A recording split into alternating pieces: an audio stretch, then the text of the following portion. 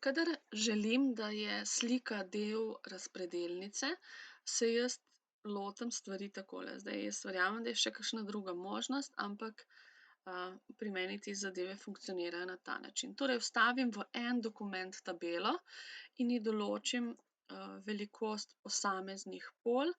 Na ta način včasih oblikujem kakšen spomin ali pa kakšne naloge. Je pa to v bistvu zelo priročna zadeva, no, za cel dokument, samo še malo bom zmanjšala robove, da bom imela več prostora, zmanjšala si bom tudi pogled. Torej imam tabelo s 6x6 polji in zdaj bi jaz rada v to tabelo tule nekje v sredino vstavila sliko. Jaz to naredim tako, da grem v bistvu, odprem drug dokument, in sliko urejem v drugem dokumentu ravno zato, da si tabele preveč ne premikam in ne uničujem. In recimo, želim recimo tulipan, sliko tulipana, vstaviti.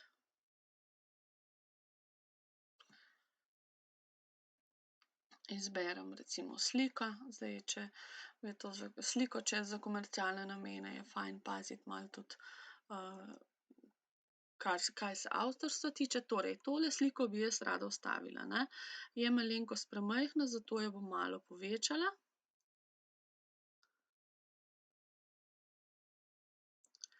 Da jo lažje povečam, dvakrat kliknem na njo, zato da me več ne motijo ne postavitve ne kurzorji ne nič. Torej dvakrat kliknem na njo in grem na prelomi besedilo in jo postavim in ji dam ukaz pred besedilom. In sedaj jaz v bistvu lahko s to sliko delam čisto, kar želim. Lahko postavljam eno sliko na drugo in tako dalje. Torej tale velikost meni trenutno ni ustrezna, zato jo malce obrežem. Ja. Lahko pa tudi z desnim klikom pridem do ukaza velikost in položaj, pa v bistvu še tule, določam velikost. Zdaj, lahko imam zaklenjeno razmerje višina položaj, potem moram ročno odklepati pa zaklepati. Lahko pa tule v bistvu izklopim to razmerje in ročno nastavim in višino in širino, slike, ne, in dam tako in jo je. Zdaj ta slika je torej približno primerna velikosti. Ker sem dala prelomi besedilo pa postavi pred besedilom, lahko jo v bistvu prestavljam ne glede na druge postavitve, ki so na sliki, in zdaj je že pripravljena za to, da jo jaz kopiram v tisti moj dokument s tabelo. Ker smo jo postavili pred besedilom, vidite, ne zmoti tabele, ko jaz to sliko postavim na tabelo, in jaz v bistvu lahko sliko postavljam, kamor želim. Zdaj, tale postavitev je trenutno čisto v redu, ne, če pa bi jaz želela, da se še spredaj vidijo recimo za kakšen spomin ali kaj podobnega, te slikice, potem pa sedaj, ko je slika na svojem mestu, enostavno kliknem dvakrat zopet na sliko, dam ukaz prelomi besedilo in jo postavim za besedilom. A vidite?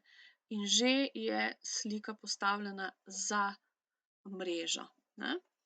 Zdaj, če bi mi to mrežo kopirali pa in to sliko kopirali v drug dokument ali pa v PowerPoint, se znajo zgoditi kakšni zamiki, zato jaz te zadeve rešim tako, da grem enostavno tu zgoraj na orodje za izrezovanje, si izberem novo in enostavno označim tabelo s sliko in že mi je nastala nova slika, vidite, ki jo lahko kopiram v karkoli bi že želela. Ja, lahko jo torej zopet kliknem gor na njo, prelomi besedilo pred besedilom in jo lahko manjšam, večam, prestavljam kamorkoli in v bistvu jaz ne porušim ne tabele ne slike, ki se skriva, oziroma ki je vključena v to tabelo. Upam, da sem bila v pomoč. Lep dan.